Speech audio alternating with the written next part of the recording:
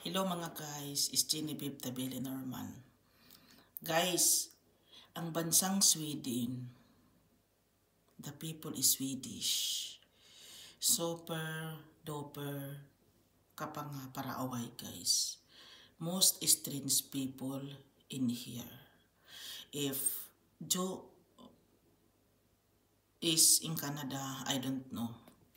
Ang masasabi ko pala sa overall, dito sa bansa nila guys, marami kang makikita ganito talaga. Mga ganyan-ganyan ba? Makikita mo yan, mga antik-antik. Ikaw yung hindi nakakaintindi. Pansinin mo, ngayong August, nag-ano sila guys, iwan ko, 25 pa ata yung pista-pista nila. Yung una, mapapansin mo, parang wala kang nakikita. Parang maguguluhan ka talaga. Later on, meron naman pala talaga. Di mo na kailangan utakin. Yung observant ka ba guys? O tingnan mo, long naman yan, ginanyan ko, tinahit-tahit ko o. Kasi dito yun sa kanila, mag-create guys, mag-create. Ito o, ay creating yan, ay creating. The people here is creation. Ano pa yung na-create ko sa bansang ito? Dito talaga ako natuto eh. Yung cross stitch, meron naman silang cross stitch dito. Yung tila ba na lagyan ng design, meron naman sila dito. Meron naman akong ganyan-ganyan. Pero nakapokus ako dito guys.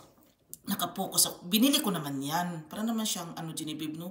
Sa Tiger, dito sa Sweden, dito sa namin, sa city namin doon. Andito kasi kami sa forest. Yung kay Joe, yung parang empty siya na parang for siyang tingnan, mag-create siya. She is trying to be creative. Siguro andyan sa Canada. Kasi sa Pilipinas, meron naman ganyan-ganyan. Kasi parang yung anak niya talaga yung nag-complain. Mga ganito guys, marami ito ganito dito sa kanila. Dito ko ito nakopya talaga. Hindi yung kusina. Itong ganyan-ganyanin ba yung halo-haluin mo yung dami ka Marami pala dito talaga sa kanila. Kailangan mo lang tuklasin yung mata mo.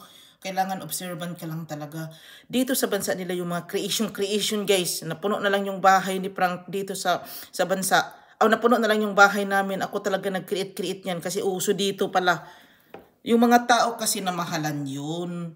Din tapos, bili na lang sila mga ganito, mag-create kasi talaga guys, mag-create. Si Joe, kailangan mag-create siya.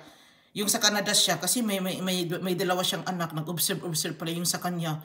Nahiya tuloy siya sa sarili niya kasi yung anak niya parang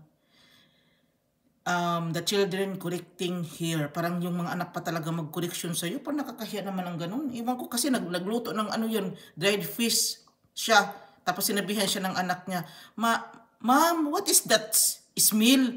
Parang naman napaparinig itong anak natin na parang ignorante talaga tayo dito. Iwan ko ba? Pag ako talaga yung nanay, talaga ako, makukonsensya, iwan ko ba? Ano bang nangyayari? Is she corrected me? Or normal ba akong nanay? Iwan ko ba? Nag-ano ba siya sa mga, she is questioning me? Naguguluhan ako doon. Kung gusto niya, mag-create siya, meron. Kasi Canada yun meron naman, marami naman ditong antik-antik pala dito. Hindi ko lang maintindihan kung alam nyo. Basta yun talaga kasi ang pinagagawa ko sa bahay na ito. Hindi naman kami mayaman guys. Hindi kami mayaman, promise hindi. Mga resources nila yon dito. Binili ko yung iba, itinanim ko yung iba, ay creating yung iba. Parang Mang Tomas na ako guys. All around Sarsa, Mang Tomas. All around na talaga ako guys. Dito na ako. Maraming salamat. Bye.